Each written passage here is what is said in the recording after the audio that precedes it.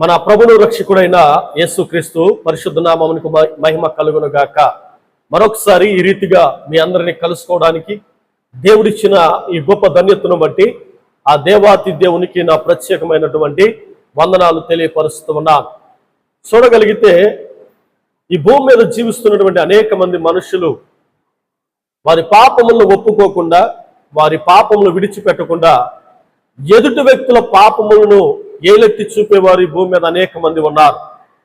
ఈ భూమి మీదే కాదు ప్రియ దేవుని బిడ్డలారా, అలనాడు యేసయ్య ఈ భూమి మీద జీవిస్తున్నటువంటి కాలంలో కూడా శాస్త్రులు పరిసయ్యులు అనబడినటువంటి వారు ఒలీవల కొండ మీద నుంచి దేవాలయంలోకి వచ్చినటువంటి యేసయ్య దేవుని సువార్తను ప్రకటిస్తూ ఉండగాట ఆ శాస్త్రులు పరిసయ్యులు వ్యభిచారముతో పట్టబడినటువంటి ఒక స్త్రీని తీసుకొని వచ్చి, అయ్యా ఈ వ్యక్తి వ్యభిచారముతో పట్టబడింది, మోషే రాసినటువంటి ధర్మశాస్త్ర ప్రకారం ఈ యొక్క వ్యభిచారముతో పట్టబడినటువంటి స్త్రీని రాళ్లతో కొట్టి చంపివేయాలి అని చెప్పి, ఇదిగో మీరు ఏ మాట సెలవిస్తే అది మేము చేయడానికి సిద్ధము అన్న రీతిగా యేసయ్యను శోధిస్తూ ఉన్నారు. అయితే ఆ సమయంలో యేసయ్య అన్న మాటను ఒకసారి మనం జ్ఞాపకం చేసుకోగలిగితే, మీలో ఎవరిలోనైతే పాపము లేదో వాడు మొట్టమొదటి రాయిని ఆ వ్యభిచారముతో పట్టబడినటువంటి స్త్రీపై వేయండి అనగానే అక్కడ ఉన్న వారందరూ కూడా ఆ స్త్రీని విడిచిపెట్టి వెళ్ళిపోయారని పరిశుద్ధ గ్రంథంలో రాయబడి ఉంది. అంటే వారిలో కూడా ఏదో పాపం అనేది వారిని ఏలుబడి చేస్తూ ఉంది. వారి మనసులో చేసిన పాపం అయి ఉండొచ్చు, ఆలోచనలో చేసినటువంటి పాపమై ఉండొచ్చు, తలంపులో చేసినటువంటి పాపము, ఏదో ఒక పాపము వారిలో ఉంది కాబట్టే ఆ స్త్రీని విడిచిపెట్టట, చంపాలి, ఈ వ్యక్తిని రాళ్లు వేసి చంపాలనుకుని వచ్చినటువంటి వ్యక్తులు ఆ స్త్రీని విడిచిపెట్టి వెళ్ళినట్లుగా మనం చూస్తూ ఉన్నాం.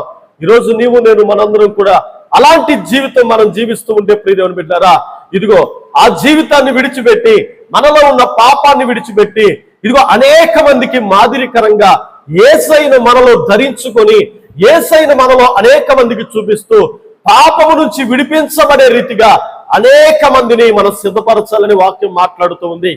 ఈరోజు యేసయ్య యొక్క మోక్ష మార్గములో అనేక మందిని నువ్వు నడిపించాలంటే యేసయ్య కలిగి ఉన్న పరిశుద్ధతను కలిగి ఉండాలి, యేసయ్య కలిగి ఉన్న యథార్థతను కలిగి ఉండాలి, యేసయ్య కలిగి ఉన్నటువంటి ఆ ప్రేమ ఆదరణ ఏదైతే ఉందో అది నీవు నేను మనందరం కూడా కలిగి ఉండాలి.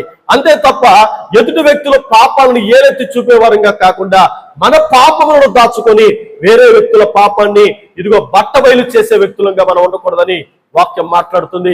ఒకవేళ ఈ వాక్యం ద్వారా ఈ మాటలు వింటున్నటువంటి నీవు ఆ రీతిగా జీవిస్తున్నటువంటి వ్యక్తి అయితే ప్రియ దేవుని బిడ్డలారా, ఆ పాపాన్ని విడిచిపెట్టి, నీలో ఉన్న తప్పిదములను విడిచిపెట్టి ఎదుటి వ్యక్తుల యొక్క పాపాలను కూడా ఇదిగో వారు కూడా ఆ పాపము యొక్క విలువను తెలుసుకొని పాపముల నుంచి బయటకు వచ్చి యేసయ్య మోక్ష మార్గములో నడిపించగలిగే ఆ ధన్యతను, ఆ జ్ఞానము నీకు నాకు దేవుడు మనందరికీ దయచేసి ఏలెత్తి చూపేవారంగా కాకుండా అనేక మందిని ప్రేమించే రీతిగా దేవుడు మనందరినీ సిద్ధపరిచి బలపరచును గాక.